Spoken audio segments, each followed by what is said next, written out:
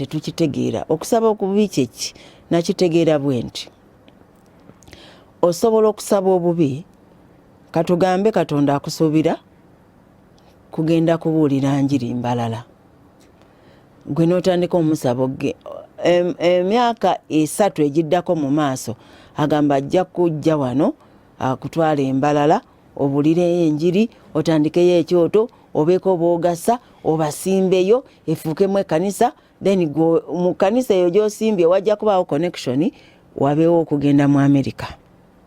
Nkisome Kakati gwe wano nga n'embalala tonnategeera oba Katonda ayagala ogenda embalala tonnategeera nakwagala kwa Katonda mu kifo ky'okunoonya Katonda oba okubuuza Omwoyo Omutukuvu akuyamba akulage Katonda by'ayagala n'otandika kusabira genda London.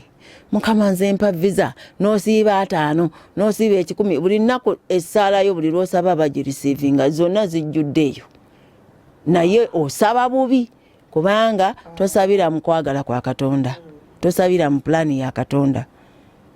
Ekyo nakyo kusaba bubi. Waliwo abamu nga basabira okay. Kiri mu Yakobo essula ya 4 ngenda kusomenyera 2 olwokubiri n'olwokusatu.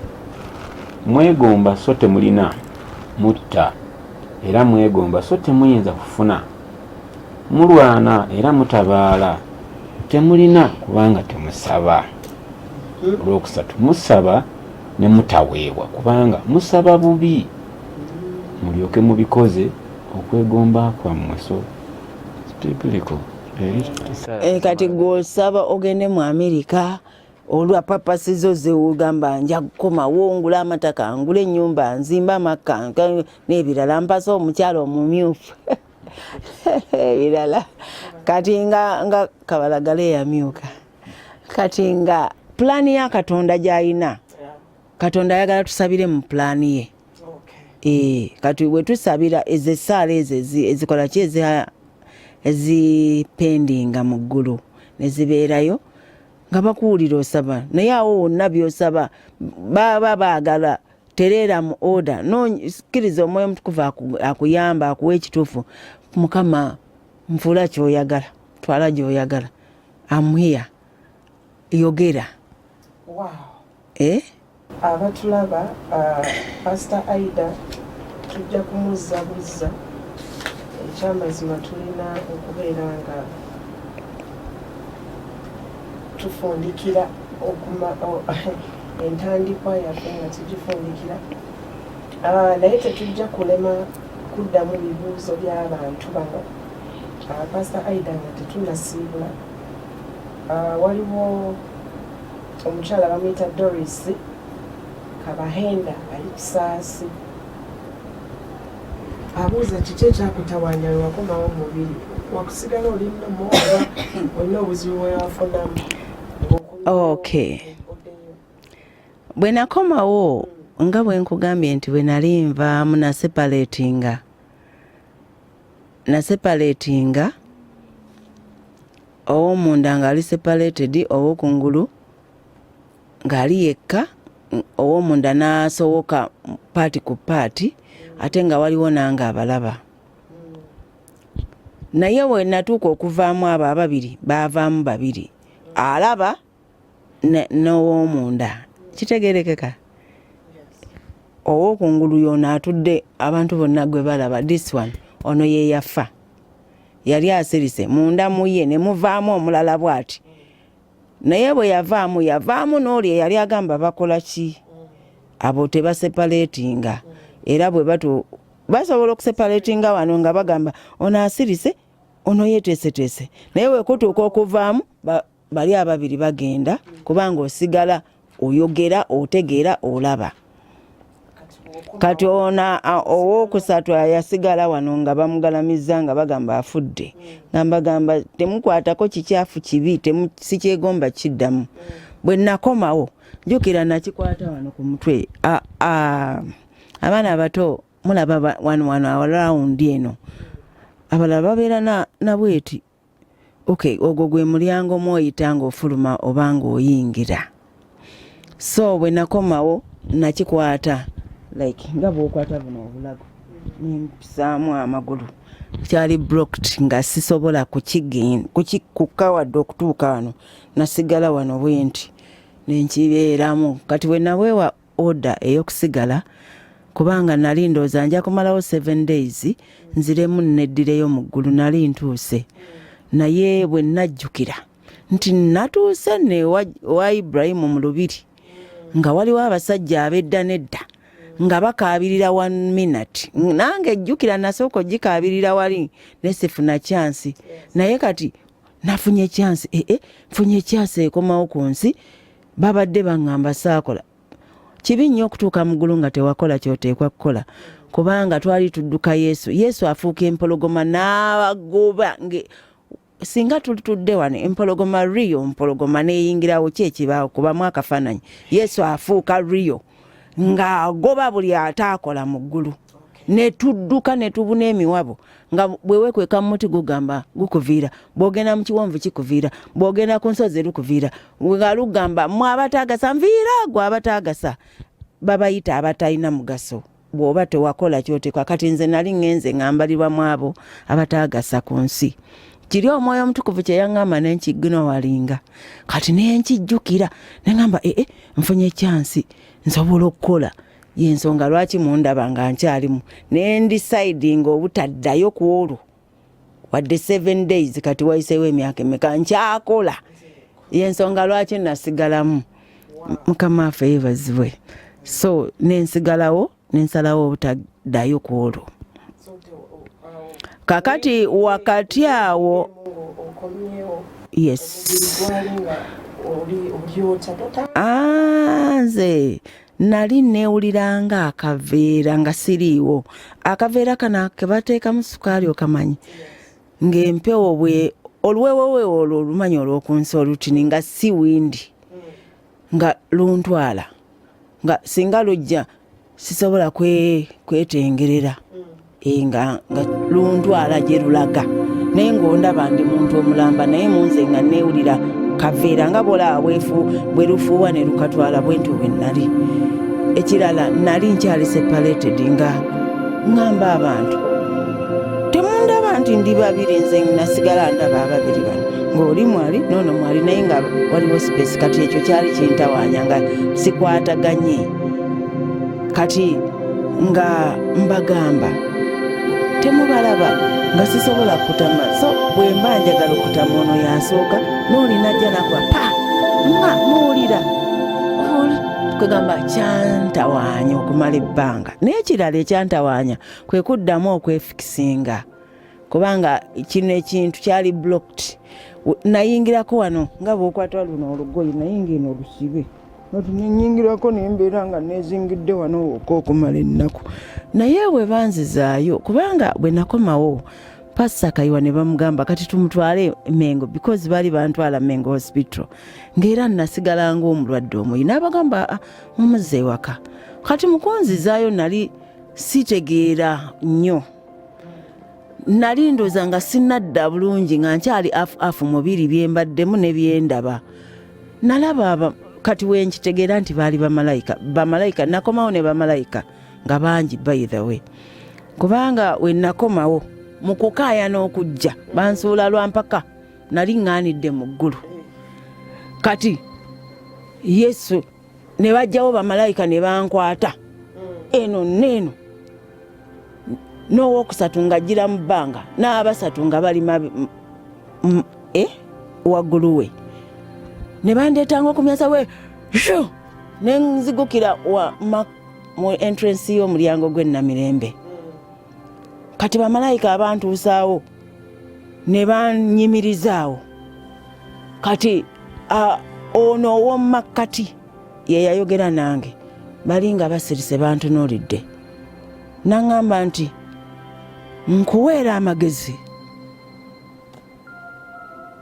togeza n'otokola kubanga bw'otolikola ogenda kubeera ng'abo abataakola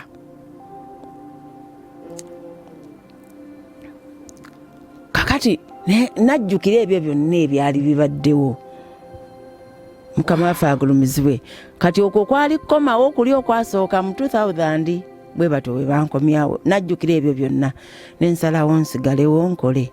So mu kukola nasigala nga bamalayika abo abamu ku bankomyawo ne baapiyalinga nze nalaba nakomawo nzekka naye bano mukunzizaayo ewaka nalaba abasajja ndowooza mukunkomyawo mu kukomawo okuva mu ggulu abantu baakuŋŋaana kati ndowooza nti mwe mujidde n'abasajja abambadde ebyeru nga balinga 7 kati olw'okuba nali neefunyidde wano jjukira omuntu omulamba bwe nti nga neefunyiddeko wano nga wensobodde okuyingira amagulu emikono nga nze nna neefunye ngezaako okuyigenda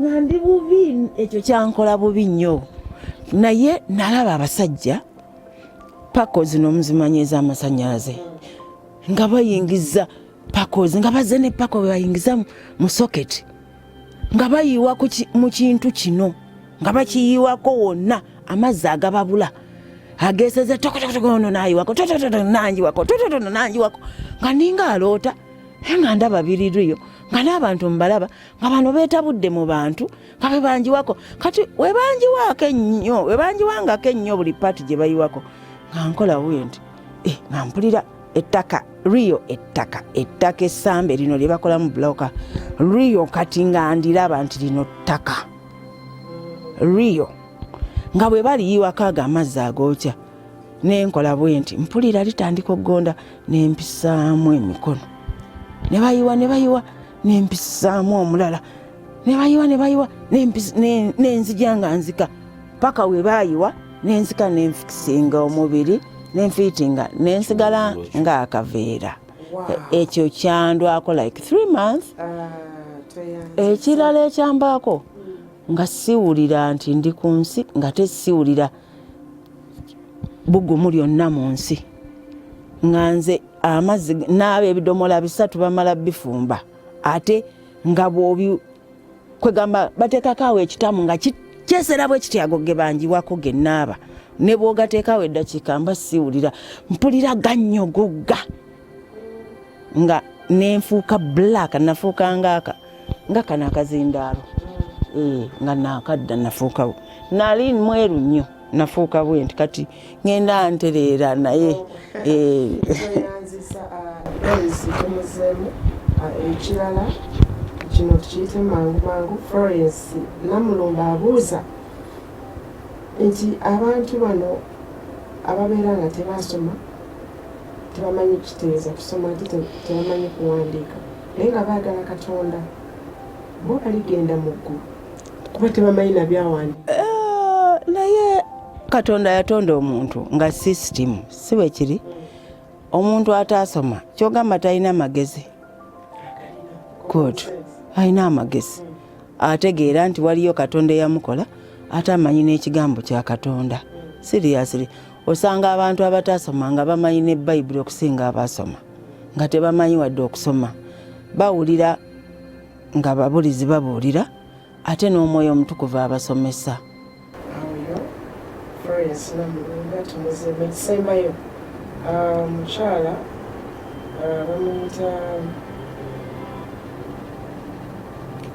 bamuyita Annette ali mukono abuuza Bayibuli egamba mu Revelation 4:1 nti nendaba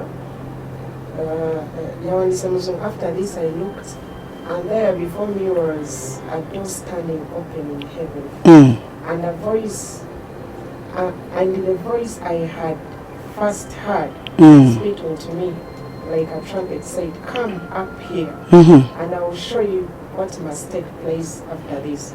Kati eddoboozi ne mugamba jangu nkulaga ebigenda okubaawo kati abuuza ye gwe gwe bagamba agenda okutula. Okay, oyo mu Revelation bayogera ku John Yokaana si bwe kityo yali kubikulwa kwa Yokaana era agamba gwogenda obbalaga obwakabaka bwa Katonda your kingdom come. Okay, oyo yali Yokaana mu mulembe gwe kakati nze ndi Aida mu mulembe gwange. Katonda tafa takoma taggwaawo ate takyuka. He never changes. Asigala kye yabanja mu mulembe gwa Musa, akibanja mu mulembe gwa Yona, akibanja mu mulembe gwa Eriya, akibanja mu mulembe gwa Erisa, akyakibanja mu mulembe gwa ffe. Tavanga ku nsonga. Y'ensonga buli mulembe asindika omulala.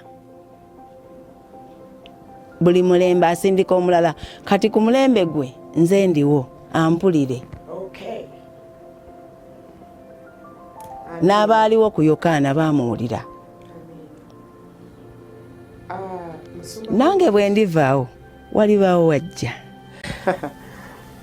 Musumba mulungi nga tonaba kusaba ssaala esembayo saaminga apo obujulizi betuwulidde kubanga tumaliriza betuwulidde byonna bigattegattaawo kole final remarks. Nze ndaba ekigendera kya Mukama aki ono yazaalibwa bw'ati n'ayita mu life gye tulabye embi mu buto. Ensonga lwaki ono yazaalibwa bw'ati n'ayita mu mbeera gy'ayiseemu gye tulabye mu buto, ate n'abanga omulimu gw'ateekeddwa okukola gwali si gye gino gye yalimu mu kyaki, kwegayirira, kuyamba bakadde, kuyimba, kuzina amazina, kubuulira njiri. Ebyo yalina obbikola kituufu era ajja biweebwako empeera. Naye omulimu ogwamuzza ajja mu ggulu nga buli obwana bw'atugambye n'ajja ku nsi gwali gwakuddayo alabe eggulu. Kuba balitugamba bugambi mu bitabo tetulimanyi. Abamu tulowooza n'okubayo terikola ki? Teririyo, terina mayumba, terina miti, terina binyonyi, terina migga. Kati ono ffe abakkiriza basuubira okubeera mu ggulu gye bagenda okuteekerateekera amayumba. Obujulizi bwe butuyamba nnyo okunywerera mu Mukama newankubadde tetulidde, tetufumbiddwa, tetuwasiddwa, tetubuze mamotoka. Butuyamba nnyo okwonoga nti Mukama n'alya kyompadde naye kansigale mu kubeerawo okwo. Kyenyinza okugamba nti nze nakoka mu 2021 bwe nalokokera Mukama yampa obubaka bwe nali simanyi nti waliwo alibuulira era namubuuza ani alibuulira bino abantu baagala kitoole kiikyo kiki. Mukama n'aŋŋamba eriyo abange kati wakati nga nze sirina musumba ntambula dotudde mu byalo oludda wa marediyo nzija mpulira obujulizi bw'ono yabuweera Wanamutebe neŋŋamba yeni kati Katonda alina omulemera kuba nali ntandise okukoowa. Nze nali nziruseeko mu busumba emirundi 2 nga mpulira kirabika tebampita kubeera musumba era kyemampa tekijja kugguka. Naye bwe nawulira obujulizi bw'ono omukyala bwakyusa okutegeera kwange kugeera ne ku ggulu n'engeri gye nyina okukwata mu bantu bannange. So kati kyemmanyi nti tetuli wano mu studio just kwaga kufulumya amaloboozi naye wali yali wabweru eyo ng'abadde yeetaaga kino ne bw'abeera ogwo. Ekyo kyokka Katonda ayongera ku myaka gyaffe. Ekyo kyokka Katonda ayongera okuleeta n'abalala abalinga ono okwongera okuyamba abantu mu mawanga ag'enjawulo. Oba ekyo kyokka ono asobola oluggi lusobola okwongera okugwirawo obwakabaka bwa Katonda n'ayongera okufuluma kubanga akola ekintu eki nagendako mu ggulu. Nalaba bino omuyinza w'ebintu byonna yantuma bino. Atolooza akyali mu Uganda yavudde Canada kimanyi. So mu bufunze bwe ndaba bwe nti okujja kwe kwajja kutusiigira kifaananyi nti eggulu gyiriri ate teribuusibwabuusibwa naye abagenda okugendayo balwanira lirwanire. Nze ekyokukaguwa kintiisiza nnyo si kano ketuyitako ne Mwoyo Mutukuvu kali ebisajja ebifubutukira mu tonatono ezo ezikonekitinga ku geyiina ne bikuteega ne bikulindawo ate nga abasajja balina okukulamula tebaseka teboogera tebakyuka bawanvuga emiti gy'amasannyalaze. Nange oyinza n'okugamba oba omulinzi nga nti oba nalokokera kino nga kyawusiru tukyasobola kwekweka mu nsi, tetukyasobola kwekweka mu bufumbo, tetukyasobola kwekweka mu mirimu ne mu buweereza tetukyasobola kwekwekayo mu tuweereza. Tulina kwekweka mu kigambo. Kyekyo mukwano. Batulabaako BGP TV tusanyukira Katonda kubanga ekisa akituwadde. Vidiyo eno ekutuusibwako production eno gy'olaba ekolebwa aba Bantu Production tubayita mujje tubakolera ebintu nga bino. Abayimbi abali eyo olwokuba nze ndi gospel promoter nombayita mujje studio eno nnene ena departments ez'enjawulo, audio recording and video productions. Aweziri mujje tulina rooms eza live recordings, atukola ebintu ebyenjawulo. Mujje nno tusangibwa wano Makindi, era beera tutaddemu ssente okubeera nga gwe ofuna obujulizi obwo awo wonna wooli, era butambuze bubuna ensi yonna mu linnya lya Mukama waffe Yesu. Era akaseera ke kamu twebaza ba Blessed Gospel Promotions, nabo bakoledde wamu n'aba Bantu Production okubeera nga video eno ebeera ensonga, kuba Pastor Aida twamufunako mu audios era byatayogedde nga waliyo the final call, waliyo the highway, waliyo heavenly mansions, even hell. Hell tayogedde hell yagendayo. Kakati osobola okugenda ku channel eyo yennyini eyo n'owuliriza audios ezo, nateekako parts 1 up to 6, so ojja kulaba ate bino byatayogedde kubanga obudde bwo bwe butusazeeko, naye bwe tulimufuna tulimu alitandikirawo. BGP events bonno bategesi ba mikolo, ba events managers and planners, Mbaga Kwanjula, oli oyagala ba asho, oyagala videographer, ebifaananyi, oyagala PA system, biki kasita kibeera nga kikwata ku mukolo, abona aba Blessed Gospel Promotions and Events be bantu boyinza okweyambisa. Tulina akatabo kano, katabo kano kaliko one woman's testimony. I was dead, now I am alive. Kawandiikibwa by Aida, Pastor Aida Nakasujja Nseleko. Pastor Nseleko ye mwami wa Musumba Aida, era waali wano ali mabega wa kamera eyo tosobola namulaba, naye waali kasita olaba Musumba Aida olwomanya nti waali. Naye akatabo kano kali ku $15, tekakolebwa wano mu Uganda era kali international, sobola okafuna ku Amazon. Kati gwali mu Uganda in any big bookshop you can get yourself a copy. Kali mu luzungu byotategedde era byota, kali mu scriptures, buli kyayogera kiri backed up with scriptures, era wano tugezezaako kukola ekisoboka okusinzira obudde bwe tulina. So osobola okafuna mu linnya lya Mukama waffe Yesu. Mbaagaliza omwaka omupya omulungi ate n'okubayita mu Heart Worship Banquet n'okwongera okufollowinga. Musumba ndowooza osooka otumireko nga sinnatumira. Musumba mulungi, sooka otumireko ssebo. Ntumiddewo mwenna abatulaba n'abatuwuliriza, ntumidde bamemba ba Rock, ntumidde n'emikwano gyaffe nga temunaba kulokoka naye nga mukomeddwako nnyo.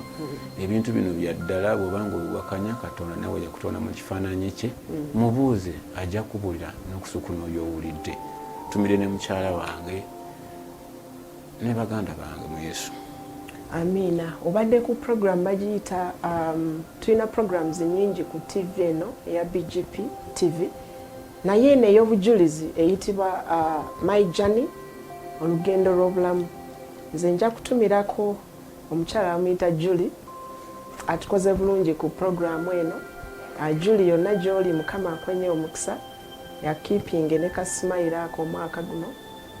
Ntumirako Pastor Nseleko webale kukkiriza okutuwa omukyala Pastor Aida. Ntumirako team ya Blessed Gospel Promotions mwenna mwebale emirimu. Pastor Maria ntumirako omukyala Blessed. Nkwagala nnyo okutumidde, manyi video eno egenda yongera okukolamu omulimu ngera bwe wagirindiridde okuva obwedda. Mwongere okusubscribinga n'oku likinga wa channel n'oku sharinga ebirungi tugenda baleetera abantu ab'enjawulo. Nyinza obutadda ku production nga sinze presenter naye ono omukyala ye nabadde nina okubeerawo okumwinterviewingira. Njagala okutumira obudde njogera bantu naye erimu omusajja bamuyita Enoch. Enoch erinnya eryo omusajja lya Bayibuli atukoze bulungi nnyo production eno tweyanzeege. Tuli ne ku Facebook gye tuli, YouTube, Instagram, Twitter. Pastor Aida ogenda kutumirako ate nga pastor mulungi tannasaba ssaala esembayo ogenda kusabira abatulaba era osabeko essaala nabo briefly otumireko n'abantu. Amina, sigenda kusabako, enda kusaba. Ebyo byebimu ku bigambo nno bye bakozesa okugamba nti tusaba bubi. Kasi ogamba kusabako kugezaako maze gajja nzizenga, ebyo ebigambo tebabikozesa mu ggulu byabuwemu. Bw'obitandika nga baggalawo. Mukama waffe agulumizibwe.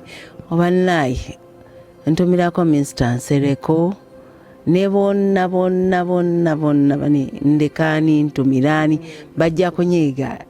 Ntumidde abalabi ba programu eno ku Big P TV. Bonna mbatumiddeko mbagala nnyo. Ntumidde ekanisa ya Heavenly Altar Church, Salama Road Munyonyo, Kavoma Road. Ntumidde Namirembe Christian Fellowship, my pastor Simeon Kayiwa, ne mami, ne mwena Calvary Cross Choir and everybody. Buli omu, ensi yonna, abantu bonna, abasumba bonna, abaweereza bonna. Mikwano gyange mwenna, baganda bange n'abaana bange. May God bless you. Era nga mbasabira essaala eno, Katonda nannyini eggulu n'ensi, buli mukazi n'omusajja. Mami Judith Babirye, my sister. Nkutumiddeko, I love you so much. Nkwagala nnyo, nkwebaza byonna. Okay, nsaba kati Mukama Katonda nannyini eggulu n'ensi, nzija mu maaso go mu linnya lya Mukama waffe Yesu Kristo omwana Katonda omulamu. Mpaayo nno buli mukazi n'omusajja, abawere n'abayonka, abanaawulira, abanaatunula, abanaalaba ebigambo bino ebyogeddwa. Nsaba obabikkeko n'omuzindo ogw'ekisa n'ettutumu ly'okusaasira kw'eddene n'obulokozi bwo, ejjengo ery'obulokozi libajje, libabikke, libamaamireko okuzzibwa obujja, revival. Ebigambo bino bireete revival mu nsi yonna, bibeere revival etandise okukoma ku buli mutima, buli magezi na buli kirowoozo. Wabeewo okudda obujja okw'enjawulo, wabeewo nsumulula ejjengo nga liva mu ggulu ery'omusaayi gw'omwana gw'endiga ogwayika eggologosa ku musaalaba, ogwo gwokka n'ejjengo ly'erinnya lya Yesu, n'ejjengo ery'omwoyo omutukuvu, n'ejjengo ly'ekigambo kya Katonda likube mu nsonda ennya ez'ensi nga lisembeza bangi eri obulokozi bwo n'obutuukirivu bwo. Okutandika kaakano okusookera kw'abo abanaawulira ebigambo bino. Tusaba bitono ebingi obimanyi, naye nsabira bonna omukisa. Nsabira Charles Blessed ne mukyala we ne famire ye n'abantu be bonna abali mu studio, n'abasiibye wano, Pastor Maria Balekweya, n'abantu bonna abatudde wano, omukyala oli ankoze make-up n'ebirala, bonna abasiibye wano nga tukola omulimu guno ogw'obutuukirivu ogwa revival. Mukama kibabalirwa okubeera obutuukirivu. Okuva leero obala ebigere byabwe, obabe omukisa ogusuukindiddwa ogw'omuyiiko ogubaza emmere etabala, ogubaza ettaka eritabala, ogusembeza ebiri ewala, ogugaziya ensalosalo, oguleeta ebitalabika okubeera ebirabika. Omukisa gwe wasuubiza abakutya n'abakwagala gumamire ku nsi eno yonna. Wabeewo okudda obujja, wabeewo okunywezebwa mu kigambo, wabeewo okulokoka, wabeewo deliverance mu mitima ne mu birowoozo ne mu magezi g'abakazi n'abasajja abagumba bazaala abalwadde bawone nkolimira ekigambo kye bayita endwadde n'obulwadde n'okufa n'amagombe n'eggeyeena n'emizimu n'emisambwa na buli ekyefaanaanyiriza nkisanyalaliza ddala mu nnyanja yakana omuliro kizza ennyuma emirembe 7 okutuusa ensi lweriggwawo nangirira obukulu bwa Katonda obulungi bwa Katonda bulabisibwe ku baana b'abantu wabeewo obulamu era abateekeddwawo okufa wabeewo okuteebwa eri abanyage n'abasibiddwa wabeewo obulamu eri abasibiddwa mu makomera ag'omunda bateebwe mu linnya lya Mukama waffe Yesu nangirira eddembe era eddembe mu kigambo kya Katonda ejjengo ly'omwoyo omutukuvu limaamire ku nsi eggulu likke limaamire ku lukalu lw'ensi wabeewo okudda obujja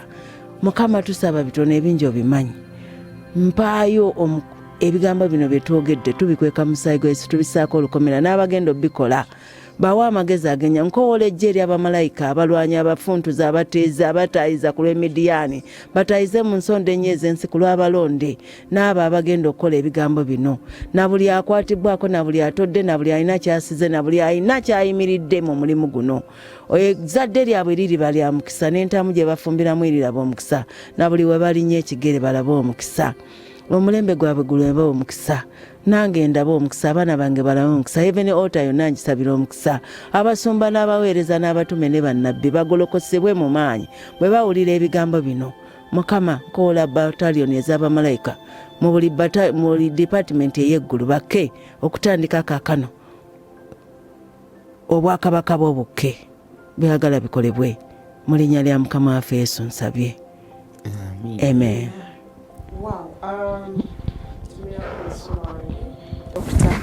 Joseph Semaga Obama Tata kwagala nnyo ne ba family church bannange mwenna aba UCC Kasubi Mukama bampere nnyo omukisa team Heart Worship Banquet mwebale kuyimirira mukyala Victoria mukyala Violet Martha mwebale kubeera part of this video era twebaza Mukama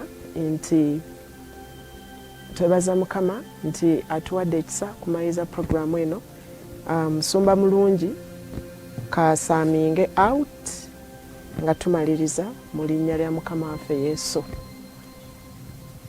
Musumba mulungi weebaze weebaze musiibule nze mbasiibudde Blessed Charles Mukama abankuumire nnyo temujjanga okwo Mukama abampere nnyo omukisa. Pastor Aida webale kujja bantu tubebaziza okubeera naffe mpaka kati Mukama nkwebaziza kubanga obadde naffe ate okyali naffe mpaka ku nkomero z'ensi eno nkwebaziza olw'essaala Aida gyatusabidde era mmanyi owulidde era ogenda bitukolera era nkwebaziza olwa Blessed Charles ne mukyala olw'okubeerawo ku lw'ekkanisa ne ku lw'amazima go kitange gulumiza erinnya lyo mu abo nga bwe wateesa mu kigambo ekyo nti bwe tunaagondanga tunaalyanga ebirungi eby'ensi Mukama kussa abantu bonna obugimu bakkuse n'amasavu bakkuse n'amagezi n'okukkiriza bawe essanyu eritagibwawo nkwezaamubi mu linnya lya Yesu Kristo Mukama waffe amiina.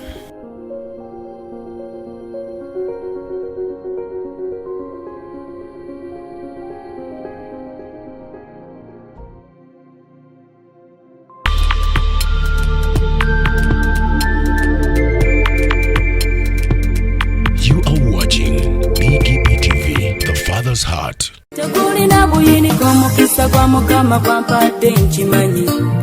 Obadde okimanyi nti osobola okufuna event planner and manager okuteekerateekera omukolo gwo gwonna kati osobola okumufuna nga mulokole obutafuna stress yonna.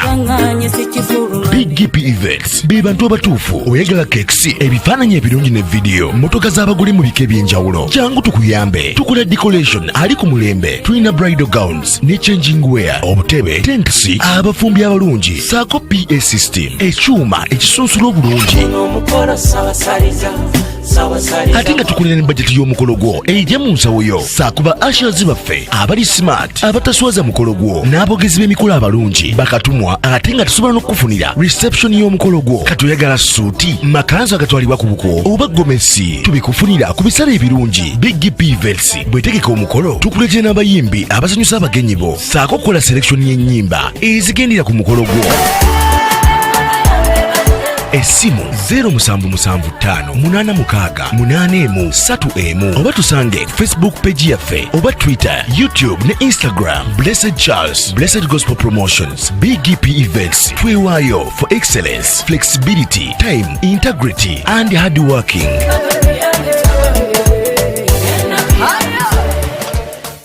BGP Events, likinga, subscribinga, obogoberere, ero yanirize n'omulala. Byonna bya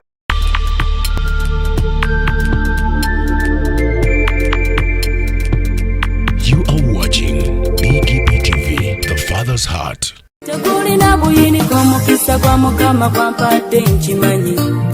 Obadde okimanyi nti osobola okufuna event planner and manager okuteekerateekera omukolo gwo gwonna kati osobola okumufuna nga mulokole obutafuna stress yonna.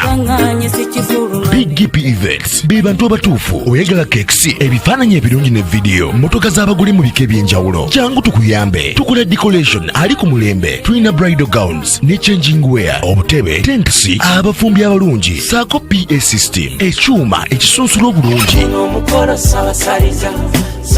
Ate nga tukulira ne budget y'omukolo gwo ejja mu nsawo yo saakuba ushers baffe abali smart abataswaza mukolo gwo n'abogezi b'emikolo abalungi bakatumwa ate nga tusobola n'okufunira reception y'omukolo gwo. Katoyagala suuti, makanzu agatwalibwa ku buko oba gomesi tubikufunira ku bisale ebirungi. BGP Events bwetegeka omukolo tukuletera n'abayimbi abasanyusa abagenyi bo saako kukola selection y'ennyimba ezigendera ku mukolo gwo. Essimu 0775868131 oba tusange Facebook page yaffe oba Twitter, YouTube ne Instagram. Blessed Charles, Blessed Gospel Promotions, BGP Events. Twewayo for excellence, flexibility, time, integrity and hard working.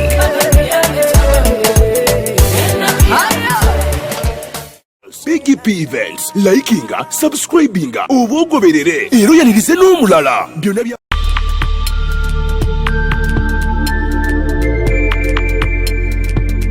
You are watching BGP TV, the Father's Heart.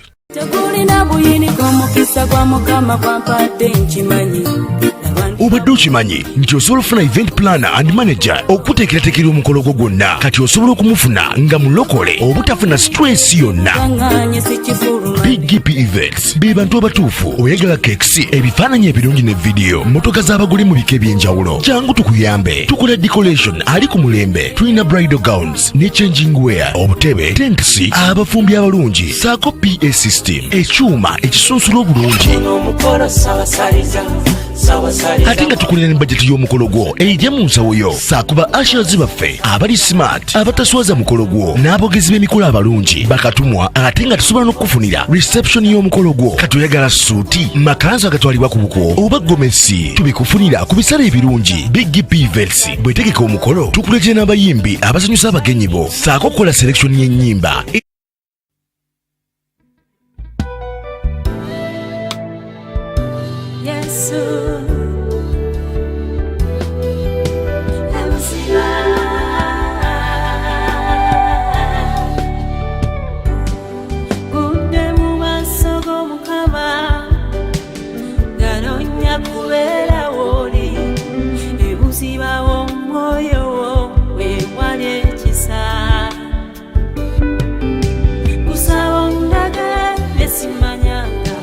Kusaba ndage byamma bye watereka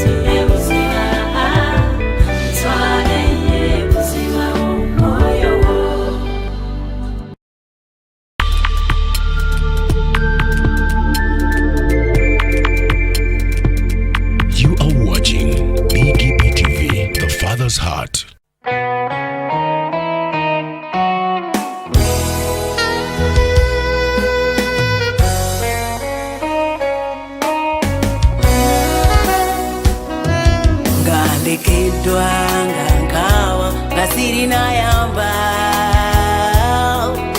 nenebuuza mu mutima nalekawa omwoyo olwo ne ndyoka muyita tomwoyo wa Mukama munda ne mpulira eddoboozi erinyanukula kinze mbeerawo bulijjo naye gwe tomanyi era nga byenjogera gwe tobiwulira laba nno nekwata omukono kutwala eno gye ŋŋenda amalala n'ebintu by'ensi eno nga byasika omutima gwo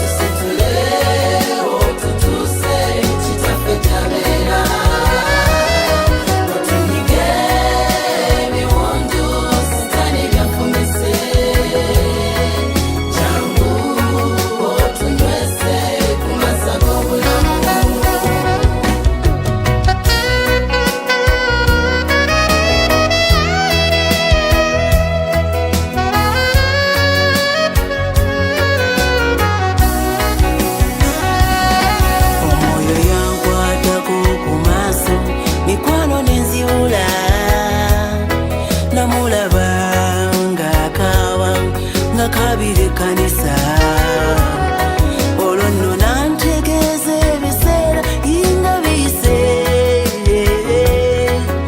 nga nebeyakyo okubeera bali ku birala nnyo olwo nanfuba nnyo bayite tebamuwulira nga nebyabagamba okukola bakoze birala nnyo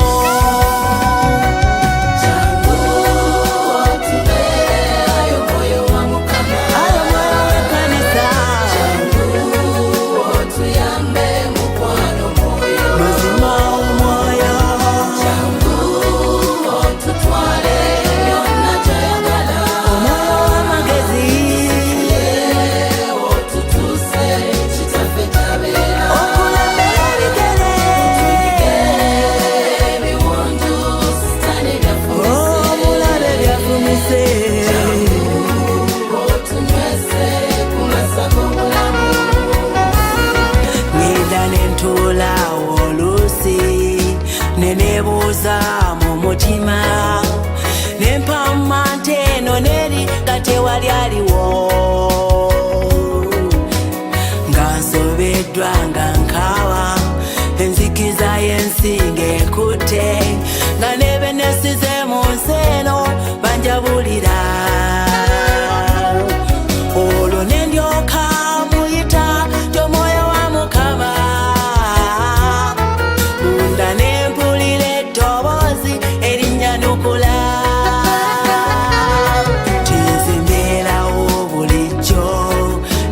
tomanyi era nga byenjogera gwe tobiwulira laba nno nekwata omukono kutwala eno gye ŋŋenda amalala n'ebintu by'ensi eno nga byasika omutima gwo